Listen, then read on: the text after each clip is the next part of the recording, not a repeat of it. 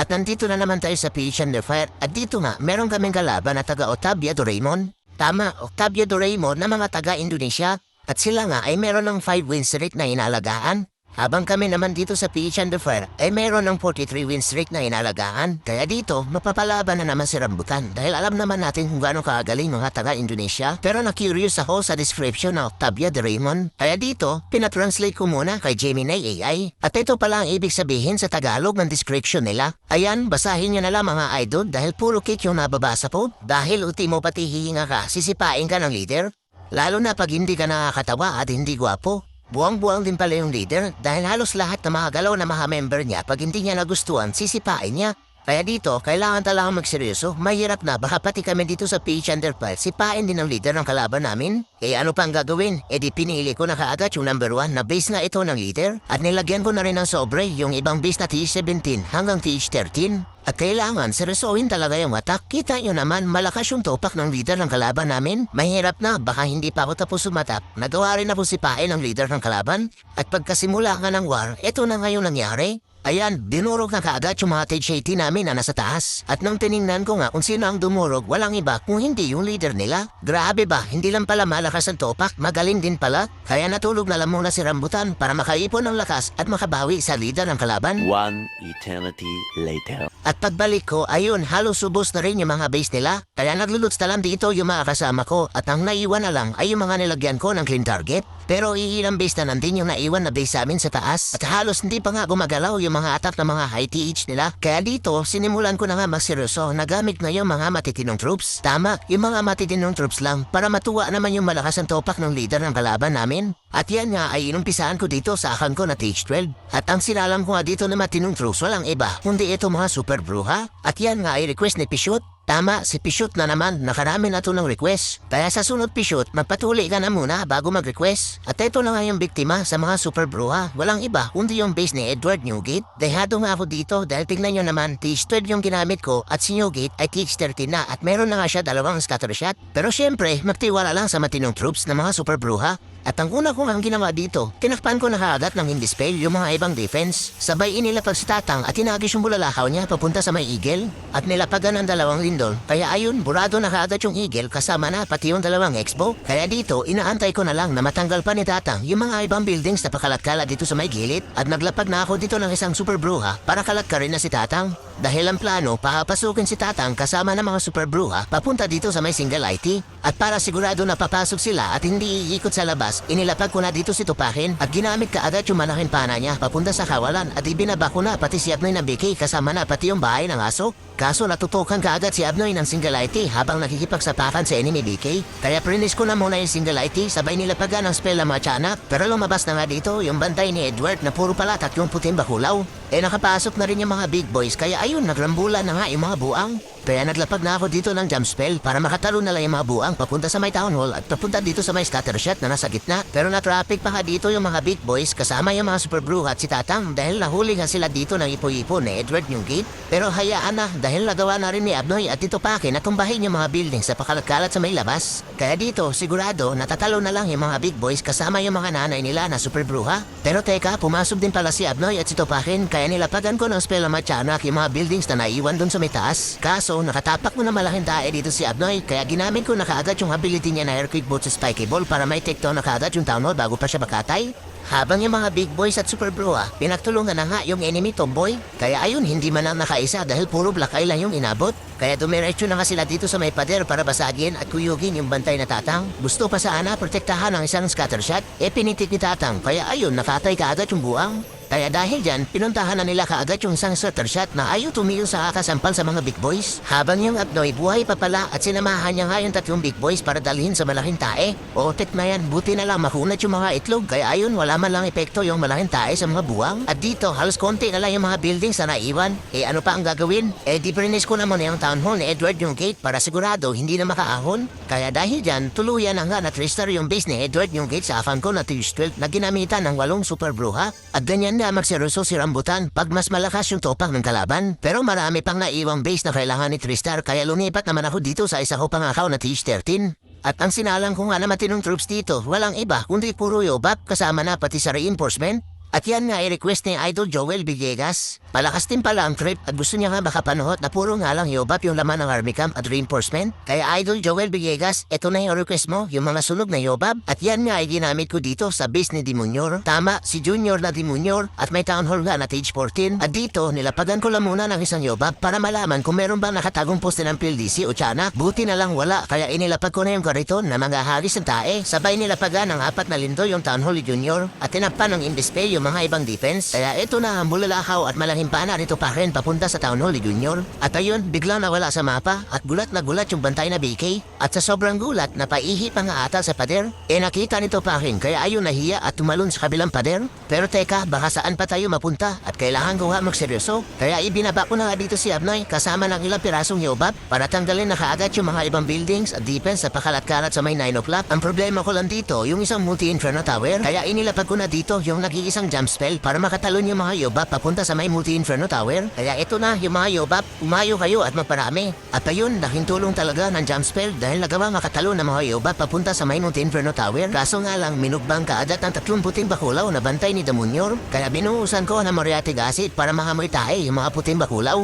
Kaya ayun, isa-isa nagkandamatay at pinagpapana nito pa rin dahil hindi ata nakatihi sa baho ng mga puting bakulaw. Pero teka, yung isang scatter shot hindi pala abot ito pa rin. Kaya unti-unti nga ako dito naglalapag ng mga yobab para basadin sana yung isang scatter shot. Ang problema, nililitsyon kaagad ng enemy tomboy. Kaya nilapagan ko pa ulit habang busy pa yung enemy tomboy sa mga tiyanak habang si Topakin nagdadabong na sa pader at gustong-gusto niya nga makapasok para sa bunutan yung enemy tomboy na kanina pa nililitsyon yung mga yobab. Kaya ayan, Topakin, sa bunutan mo pati yung mga bulbul niyan sa mga singit. At dito na muna tayo kay Abnoy dahil nakita niya yung mga tiyanak na minumukpang yung mga reinforcement ko na yobab. Kaya ayun, pinagtatagaan ni Abnoy taso nakapitan ng single IT. Kaya ipinalabas ko na yung mahiwagang bola para hindi makata yung Abnoy na BK. Sabay nilapagan ng 2 yobab yung mortar na pakalat-kalat dito sa may baba. Pero nasa bunutan na nga dito yung 2 Topakin kaya prinis ko na muna para makatay. At nilapagan ko na ng mga yobab yung mga defense na nandito sa may 3 o'clock. Kaso ang dami palang gutom na tiyanak kaya ayun, minugbag na nila yung mga yobab. Pero buti na lang, nakapasok na rin si Topakin para i-take down yung scatter shot na kumatay kay Abnoy. Kaso may pakalat-kalat pa pala na buildings na naiwan dito sa may taas. Kaya nilapagan ko na sana ng yobab para tanggalin kaagad. Kaso nakalimutan ko na ayaw pala ng mga yobab sa mga pakalat-kalat na buildings hanggat mayroon pang matitirang defense. Kaya ayan, dumiretso nga sila dito sa 4 na poste ng PLDC para tulungan si Topakin na tumbahin na kaagad. Kaso nagsiliparan sa kawalan dahil sa mga spring trap at hindi pa pinansin ni Topakin yung huling natirang poste ng PLDC. Kaya nilapagan ko na ng 3 yobab at inantay ko lang muna na may take down nila bago ko inilapag yung huling natikirang yobab sa mga buildings sa pakalat-kalat doon sa may taas. Kaya dahil dyan, tuluyan na nga na 3-star yung base ni Damunyor at muntik pa nga ma-timefell dahil nakalimutan ko ilapag si Hirong Yombot. Pero tama lang yan dahil wala namang ibang gagawin to si Hirong Yombot kung hindi tapakan lang yung mga malalaking tae. Kaya dito naman tayo sa akang ko na Tage 14 at ang ginamit ko nga na matinong troops dito walang iba kundi puro lobo pati sa reinforcement. Tama, yan na yung ginamit ko na matinong troops dahil sa request ni Idol Melber. Kaya Idol Melber, ito na yung mga lobo mo at paliparin mo na sa langit. At yan nga ay ginamit ko dito sa base ni Harry. Tama, si Harry na maraming buhok yung singit at halos max na sa Tage 14 yung base ni Harry. Kaya masusubukan dito yung mga lobo. At ang una ko ang ginawa dito, inilapag ko na kaagad yung kariton na nangahagis ng tae doon sa may 3 o'clock. Sabay tinakpan ng imbespel yung ibang defense at hinagis yung bulalakaw ni Tatang papunta sa may Eagle at ginamit na kaagad yung nag-iisang bumo na nakasakay sa tae para buksan yung pader. Dahil ang plano, yan ko papapasukin yung 3 hirong buwang. Kaya inilapag ko na dito si Topakin kasama si Abnoy para kalat ka rin si Tatang papunta dito sa may mortar at jump spell naman para makatalon sila kapunta sa may Expo. Kaso nagsapaka na nga kagad dito si Abnoy laban dito kay enemy tomboy. Kaya lumabas na nga dito yung 3 puting bakulaw na bantay ni Harry para sana natulugan yung enemy tomboy. Kaso bago pa sila makalapit, puro bluff time na yung inabot ang enemy tomboy kay Abnoy. At hindi pa nga nakontento yung 3 hirong buwang dahil pinagkakatay mo na nila yung 3 puting bakulaw bago sila tumalon papunta sa may Expo. Pero may nakaabag nga na isang single IT kaya nilalapadan ko ng spell matyanak para hindi matutukan yung 3 hirong buwang. Dahil dyan, pinabayaan ko na muna yung 3 hirong buwang. Dahil unti-unti na nga ako dito naglalapag ng mga lobo para samahan si Hirong Yombot na tanggalin yung mga defense na pakalat-kalat dito sa may 9 o'clock. At pagbalik ko sa gitna, na dito na pala si Abnoy dahil nahilo sa ipo-ipo habang sinasampal ng scatter shot. Kaya nagalit na si Topakin at nakipagsapakan na nga sa mga nakataong tiyanak ni Harry bago niya ma-take down yung town hall. Habang yung kariton tuloy-tuloy lang sa pagagis ng tae sa mga defense na nandito sa may 3 o'clock. Ano pang gagawin? Di pinalipat ko na yung mga lobo para ma-take down na kaagad yung mga defense na nandito sa may baba. Dahil yung tatlong hirong buang naliligo pa nga sa muriatic acid na galing doon sa town hall ni Harry. Kaya lumabas na nga dito yung mga alagang yobak ni Hirong Yombot dahil hindi na ata kinaya yung baho na galing doon sa town hall. Pero teka, baka umahon ulit yung Eagle Altaleri. Kaya prinis ko na muna. Sabay nilapagan ng 4 na lobo yung naibang poste ng PLDC doon sa may taas. Pero baka dumiretso sila sa may Eagle kaya itinago ko na muna sa Indispel. Kaya dahil dyan, inilapag ko na lahat ng mga lobo sa mga buildings na pakalat-kalat sa may labas. At sa bandang dulo, tuluyan na nga na 3-star yung base ni Harry na ginamitan ng mga lobo na lumipat sa langit. Kitam, ganyan lang magseryoso. Gumamit lang tayo ng mga matitinong troops. Kaya lipat naman tayo dito sa account ko na TH15. Dahil ang ginamit ko naman dito, walang iba kundi yung mga matinong troops na mga taong bato. Tama, 10 taong bato na may kasamang 2 bungo na nakasakay sa tae at 3 Barbie. Habang sa reinforcement naman, 1 taong bato at may kasamang ugat na maladila.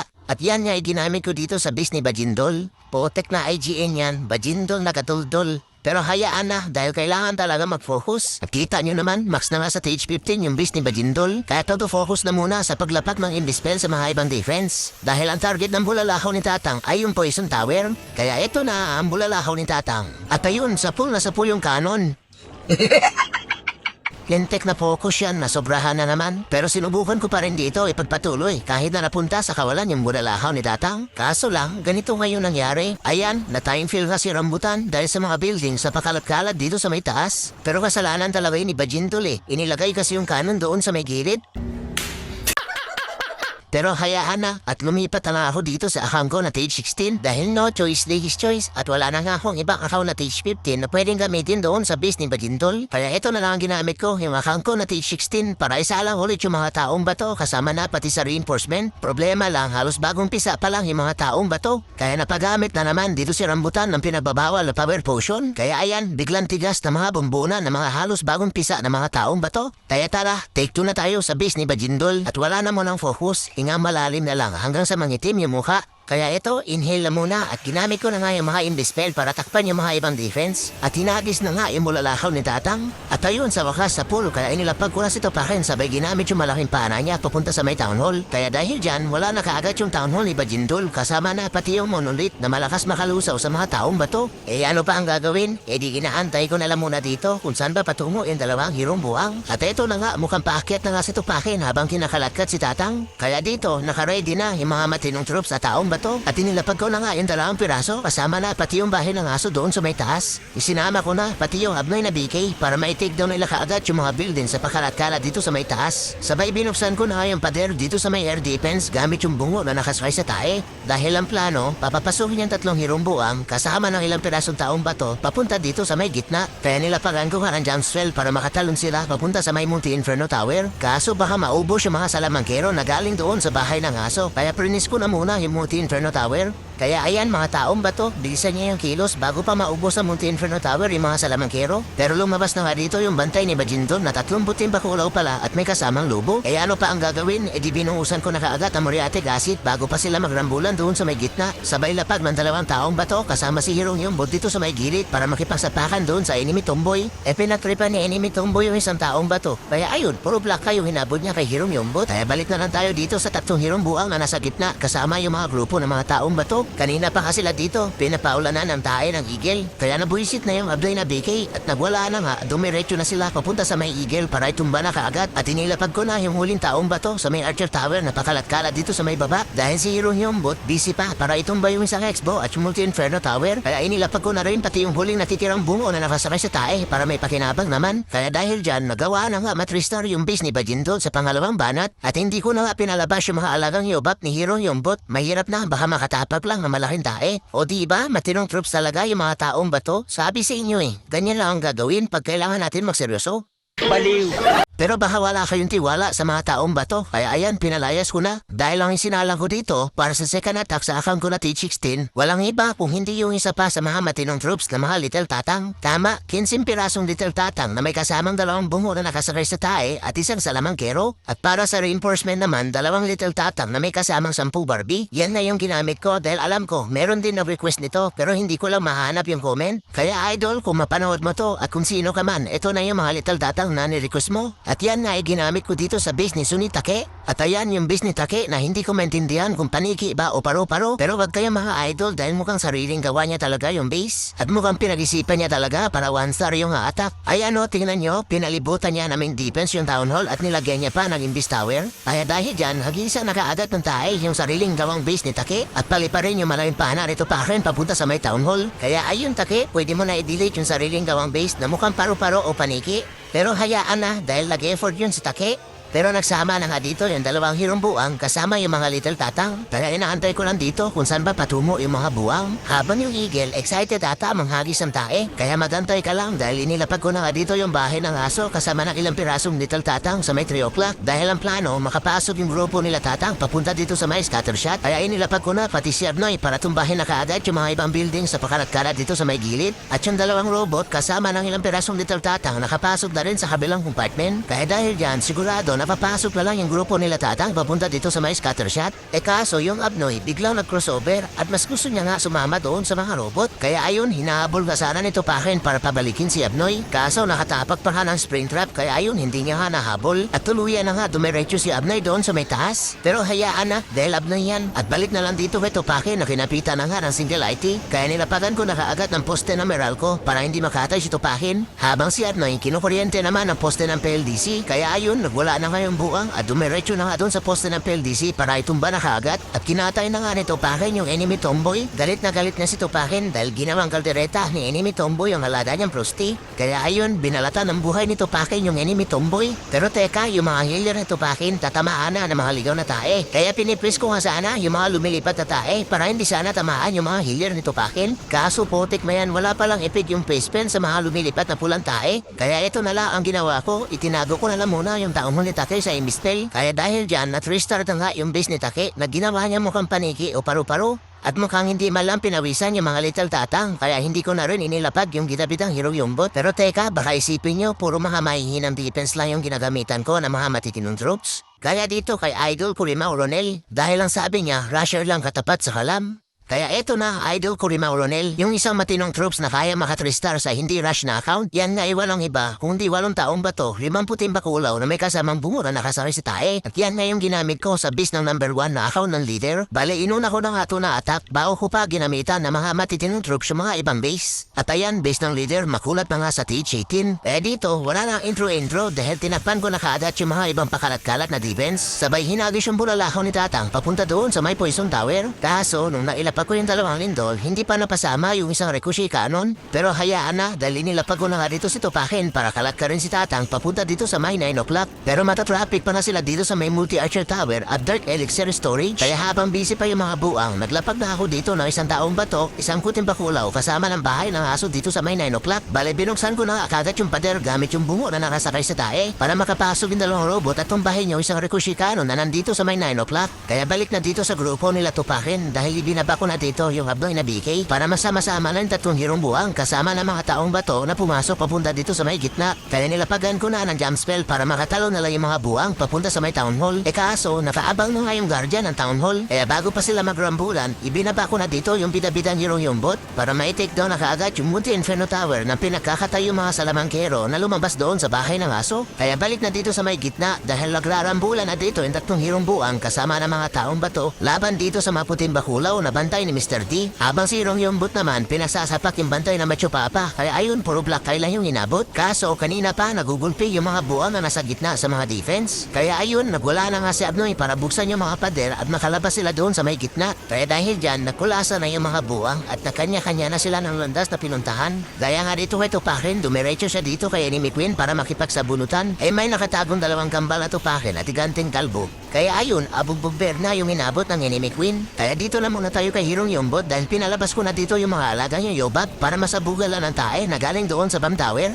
Tek na yan, kakalabas pa lang nalityan kaagad yung karamihan. Pero hayaan na dahil nagwala na nga dito yung iganting kalbo sa may Ricochet cannon. Kaya ginamit ko na dito yung huli natitirang priest dahil pinagtulungan ng poste ng PLDC. At buhay pa pala yung mga reinforcement ko na super ipis. At sila ngayon buwabasag sa mga buildings na nasa labas kasama ng dalawang salamangkero na lumabas doon sa bahay ng aso. At si Hirong Yombot hindi pa rin nakaligtas sa malaking tae. Buti na lang makunat-kunat yung balat kaya ayun halos wala malang epekto. Habang yung higanting kalbo kasama ng dalawang anak ng taong bato kinulong pa yung mga sarili. Pero hayaan na dahil na-tristed na dito yung base na number 1 na akaw ng leader na ginamitan na matinong troops na 8 taong bato, 5 puting bakulaw at 3 bungo na nakasakay sa tae. Pero baka nagtataka kayo mga idol kung bakit reheat lang yung nangyari. Minalas kasi tayo sa unang banat at na-time fail na yung unang attack. Paano hindi ma-time fail? Dinaanan ba naman lahat ni Hero yung bot yung mga malalaking tae? Kaya ayun, naiwan tuloy yung mga taong bato kasama ng mga super ipis. Kaya sa bandang dulo, naubusan nga ako dito ng oras. Pero hayaan na dahil nagawa naman maka-3-star sa pangalawang banat. At ang importante, nagamitan na matinong troops yung base ng leader na malakas ang topak. Pero teka, hindi pa tayo tapos dahil tingnan nyo naman, meron pang ng isang base na naiwan na kailangan ni 3-star. Kaya nagpahinga na muna dito si Rambutan para makaipon ng lakas sa pag-focus. Dahil hindi biro yung naiwang base at kailangan talaga ibigay yung 100% focus. Mahirap na, baka maputol pa yung win streak namin dahil kita niya naman mga mamaw din yung mga kalaban. At pagkalipas nga ng ilang oras, ito na nga yung nangyari. At ayan, 5 minuto na lang yung naiiwang oras sa laban. At halos tikit lang din yung laban dahil dalawa lang yung lamang namin. Kaya dito, pakiramdaman muna dahil tignan nyo naman meron pang ang attack yung dalawang THT nila. Kaya dito, hinamalalim na muna si Rambutan dahil kailangan ko talaga matristar yung huling base na naiwan. Dahil ito nga yung ginamit ko, puro bungo na may dalang tae. Tama, yan na yung ginamit ko para ipakita doon sa leader ng Octavio Doraemon kung sino ba mas buang sa amin. Kaya ito, i-deliver ko na yung mga bungo na puro may dalang tae. Ito na nga yung huling base na kailangan ko i-tristar. Kaya dito, focus na muna tayo guys. At ang una ko ang ginawa dito, binura ko na muna yung nakasulat na iya mo. Potek na yan, mura ba yun? Kaso lumabas na nga yung bantay na dalawang lobo. Kaya kawawa nga dito yung mga bungo na may dalang tae.